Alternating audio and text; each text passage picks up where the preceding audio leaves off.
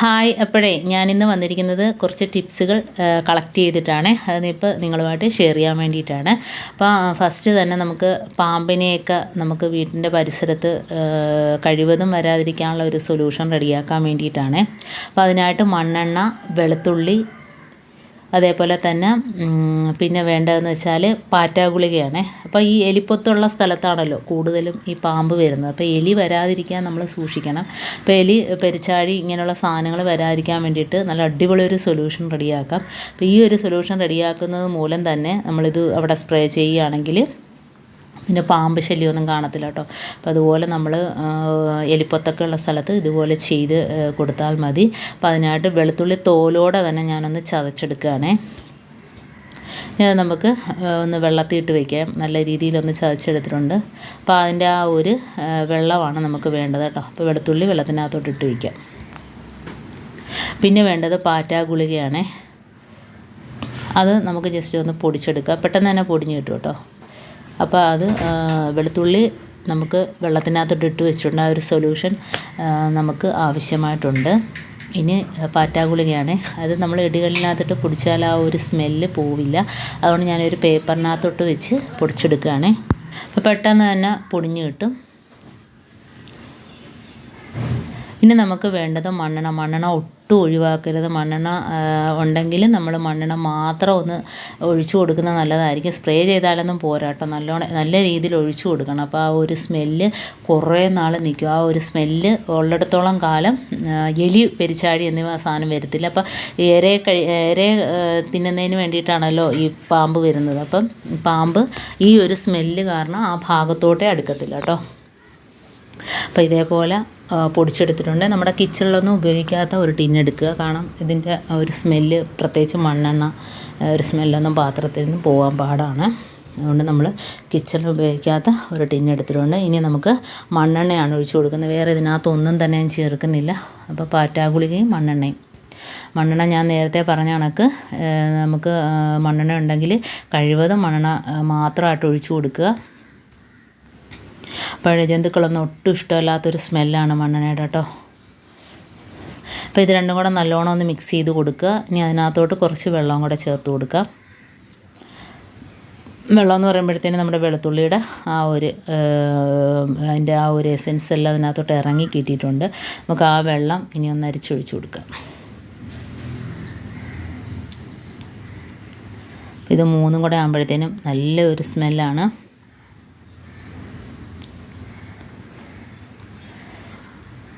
വെളുത്തുള്ളി നല്ല രീതിയിൽ ചതഞ്ഞിട്ടുള്ളതുകൊണ്ട് തന്നെയും അതിൻ്റെ ആ ഒരു വെളുത്തുള്ളിയുടെ ആ ഒരു എസൻസ് എല്ലാം അതിനകത്തോട്ട് ഇറങ്ങി കിട്ടിയിട്ടുണ്ട്. അപ്പോൾ ഇത് മൂന്നും കൂടെ നല്ലോണം ഒന്ന് മിക്സ് ആക്കിയതിന് ശേഷം നമ്മുടെ സ്പ്രേ ബോട്ടിലിനകത്തോട്ട് ആക്കിയാൽ ശരിയാവില്ല. സാധാ ഒരു കുപ്പി ഉണ്ടല്ലോ, അതിനകത്ത് നമ്മൾ അടപ്പിനകത്ത് ഹോളിട്ടിട്ട് ഒഴിച്ചു കൊടുക്കുക. നല്ല രീതിയിൽ ഒഴിച്ചു കൊടുക്കുക കേട്ടോ.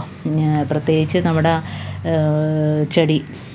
ചെടികൾ, വിറകുകൾ, ഇതൊക്കെ നമ്മൾ വീടിനോട് ചേർത്തിടാതിരിക്കുക. അതുപോലെ തന്നെ വെള്ളം, നമ്മൾ മുറ്റത്തൊന്നും വെള്ളം വെക്കാതിരിക്കുക. കാരണം ഈ തണുപ്പുള്ള സ്ഥലം തേടിയാണ് അത് വരുന്നത്. അതാണല്ലോ വീട്ടിനകത്തോട്ട് കയറുന്നത്. ഫാൻ്റെ കാറ്റ്, തണുപ്പ് ഒക്കെ അടിക്കാൻ വേണ്ടിയിട്ടാണ് അകത്തോട്ട് വരുന്നത്. അപ്പോൾ മുറ്റത്താണെങ്കിലും നമ്മൾ കൂടുതൽ വെള്ളമൊന്നും വെക്കരുത്. അപ്പോൾ ഇതേപോലെ ഒരു വലിയ കുപ്പിക്കകത്തോട്ട് ആക്കിയിട്ട് നമുക്ക് ഒഴിച്ചു കൊടുക്കുന്നതാണ് ഏറ്റവും നല്ലത് കേട്ടോ.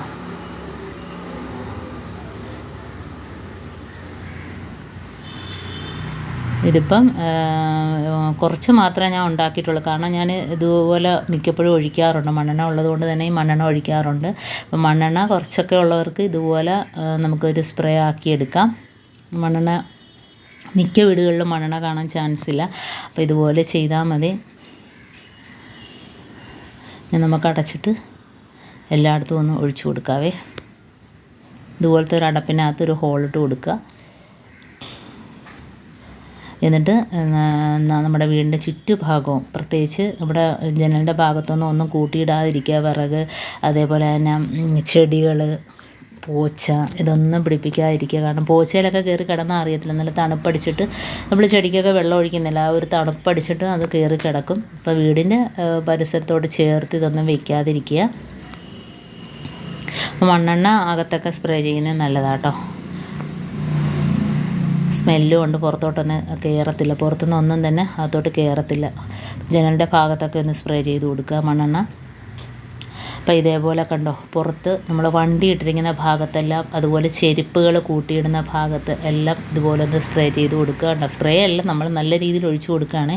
സ്പ്രേ ചെയ്താൽ പോരാ. പിന്നെ ജനലിനകത്തൊക്കെ നമ്മൾ അകത്തോട്ട് ഒന്നും കയറാതിരിക്കാൻ വേണ്ടിയിട്ട് മണ്ണെണ്ണ മാത്രം ഉണ്ടെങ്കിൽ ഒന്ന് സ്പ്രേ ചെയ്ത് കൊടുക്കുന്നത് നല്ലതാണ്.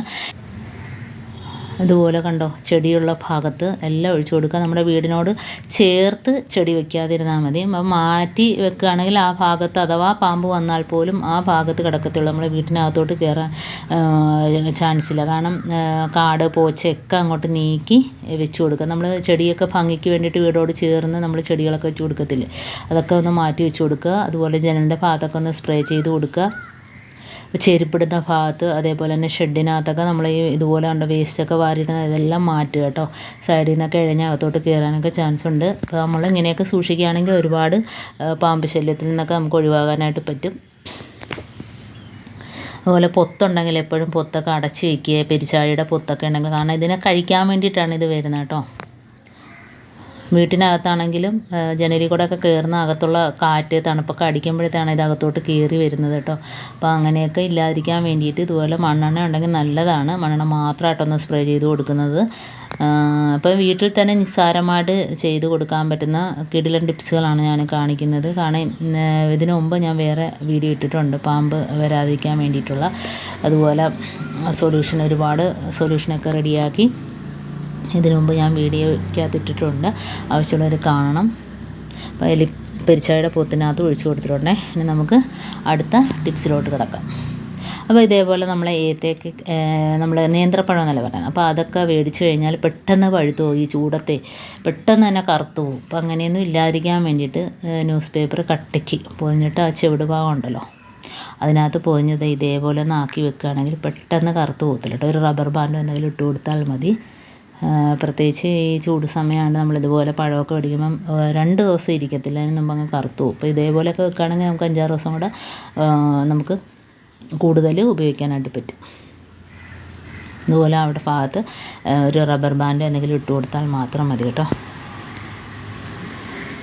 ഇതുപോലെ ഏത് പഴം വേണേലും നമുക്കിതേപോലെ സൂക്ഷിക്കാവുന്നതാണേ. ഇനി നമുക്ക് അടുത്ത ടിപ്പിലോട്ട് കിടക്കാം. അപ്പോൾ അടുത്ത ടിപ്പെന്ന് പറഞ്ഞാൽ നമ്മൾ കിഴങ്ങ് പെട്ടെന്ന് മുള വരും അല്ലേ. അപ്പോൾ കിഴങ്ങ് പെട്ടെന്ന് മുള വരാതിരിക്കാൻ വേണ്ടിയിട്ട് നമ്മൾ ആപ്പിളുണ്ടെങ്കിലേ ഈ കിഴങ്ങിൻ്റെ കൊട്ടയ്ക്കകത്ത് ആപ്പിളുണ്ടെങ്കിൽ 2-3 ആപ്പിൾ ഇട്ട് കൊടുക്കുക കേട്ടോ. അപ്പോൾ ആപ്പിൾ ഉള്ളിടത്തോളം ഈ കിഴങ്ങ് പെട്ടെന്ന് മുള വരത്തില്ല കേട്ടോ, മുളയ്ക്കത്തില്ല. കിഴങ്ങ് ഒട്ടും കേടാകാതെ എപ്പോഴും ഫ്രഷായിട്ട് നമ്മൾ മേടിച്ച അതേ രീതിയിൽ തന്നെ കുറച്ച് ദിവസം നമുക്ക് ഇതേപോലെ സൂക്ഷിക്കാനായിട്ട് പറ്റും. അടുത്തതായിട്ട് നമ്മൾ മുളക്, നമ്മൾ കിലോ കണക്കിന് മുളക്, ഇതിപ്പോൾ ഞാൻ കുറച്ച് മാത്രമേ കാണിക്കുന്നത്. അപ്പോൾ ഇതേപോലെ കിലോ കണക്കിന് മുളക് നമ്മൾ മേടിക്കുമ്പം ചീത്തയായി പോകാതിരിക്കാൻ വേണ്ടിയിട്ട് ഇതുപോലെ കായപ്പൊടിയുടെ ടിന്നുണ്ടല്ലോ, അത് അടപ്പ് നമ്മളൊന്ന് തുറന്ന് വയ്ക്കുക. കായക്കട്ട ഉണ്ടെങ്കിൽ അതാണ് നല്ലത്. കായപ്പൊടി ഉണ്ടെങ്കിലും വിതറി കൊടുക്കാം. കായക്കട്ട ഉണ്ടെങ്കിൽ നല്ലതാണ്. അപ്പോൾ ഇതേപോലെ ഇട്ട് കൊടുക്കുകയാണെങ്കിൽ മുളക് എത്ര നാൾ വേണമെങ്കിലും നമുക്ക് ഫ്രിഡ്ജിലൊന്നും സൂക്ഷിക്കാതെ പുറത്ത് തന്നെ വെക്കാനായിട്ട് പറ്റും കേട്ടോ. അപ്പോൾ ഇത്രയേ ഉള്ളൂ. ഇന്ന് കാണിച്ച ടിപ്സൊക്കെ നിങ്ങൾക്ക് ഇഷ്ടമായിരിക്കുന്നത്. യൂസ്ഫുള്ളായിട്ട് തോന്നിയിട്ടുണ്ടെങ്കിൽ ഒന്ന് ലൈക്ക് ചെയ്യുക, കമൻറ്റ് ചെയ്യുക, സബ്സ്ക്രൈബ് ചെയ്യുക. അതേപോലെ ബെല്ലൈക്കൻ എനേബിൾ ചെയ്താൽ മാത്രമേ ഞാനിടുന്ന ഓരോ വീഡിയോസും നിങ്ങളുടെ മുമ്പിൽ നോട്ടിഫിക്കേഷൻ എത്തുകയുള്ളൂ. അപ്പോൾ അടുത്ത വീഡിയോ ആയിട്ട് വീണ്ടും കാണാം. അതുവരേക്കും താങ്ക്സ് ഫോർ വാച്ചിങ്.